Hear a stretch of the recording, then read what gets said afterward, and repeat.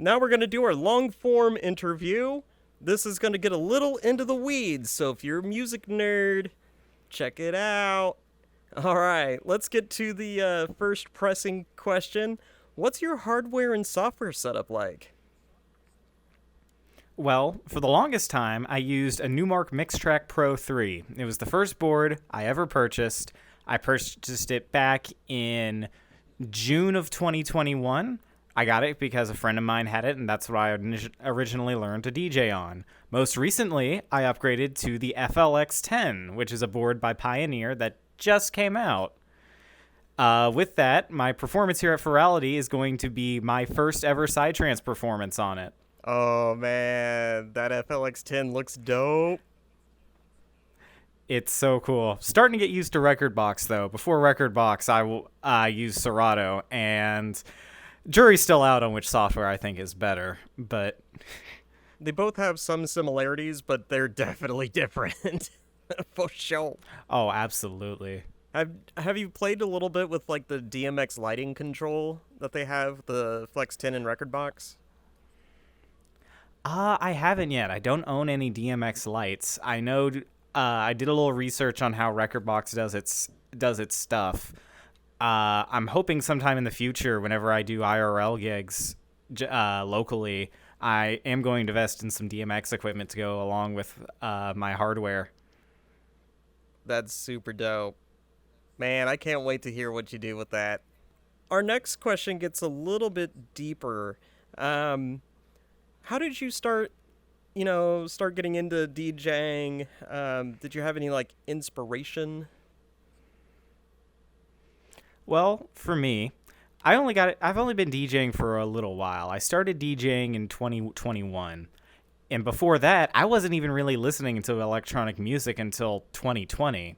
During the pandemic, I found another VR app, which is sadly, they're no longer operating. Another VR app called Wave. And that platform let you throw virtual concerts, and you could build your own venues, and it was highly customizable. It was reactive. It was a lot of fun. It was a little small community. Eventually, when that app shut down, everybody moved to VR chat. That's when I really started getting interested in DJing. Two of my friends are big inspirations to me. Their names are Rue, who's also playing here at Furality, and Totsi. Both of them play trance music, and they were kind of the reason why I got started with trance. In 2021, I had my first show in VR. Coincidentally, that first night was the night that I had my first set was the night I got trusted rank, so that was a sign that I needed to keep doing this. Since then, I've been playing different shows across VR through different groups. I've played at a few different FurCons IRL as well. Oh, what FurCons? Texas Furry Fiesta, Megaplex, Anthro Northwest, biggest little FurCon. I'm probably I did a virtual set with Bewhiskered and another virtual set with Furdu's Tales of Terror. Oh, yeah, that's dope.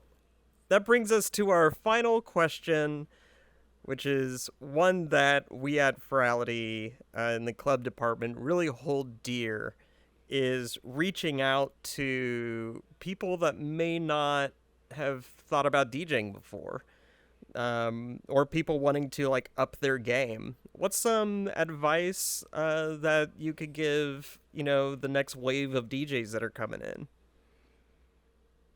The best advice I could give is to go on Facebook Marketplace or eBay or someplace and pick up a used controller and just go for it. My first controller I literally found on Facebook Marketplace for $200. Picked it up and just started practicing. If you have any friends that are DJs, ask them for a little rundown on the basics. YouTube is free, and I have a saying: if it's doable by man, it is on YouTube. So there are tons of resources and materials to practice with online. You don't have to pay for them. A lot of them are free. Next word of advice I would give would be to, and some DJs are going to kick me for saying this, but I recommend people start off with house. Just something that's basic, 4 on the floor, to kind of figure out how music is structured, because a lot of electronic music is in 4/4 time and is structured into 4 beats. And once you realize that and get your head wrapped around it, you'll be able to jump in between to different genres very quickly. 4s, 8s, 16s, 32s. And 64s if you play progressive like I do. Very fair. That's very fair. I definitely hear you. I agree with having people start with house. I really like that answer. That's a super, super good answer. Mainly because, like, house is the house that Jack built, like from back in like the late 70s to early 80s. Like, it all started with house. So super dope. And if I have to give one more piece of advice, is learn the history of the genre that you're playing. Like you mentioned, how the house Jack built. Literally, when I got started DJing, I played a lot of house music, and I literally went back and listened to the stuff that like Frankie Knuckles and other folks made, and then I just learned the history of how house music evolved from disco. And when you have a little bit of context like that, it also helps finding tracks a little bit easier. Oh yeah, your library selection goes through the roof. It's not all Reporter Robinson, Spitfire.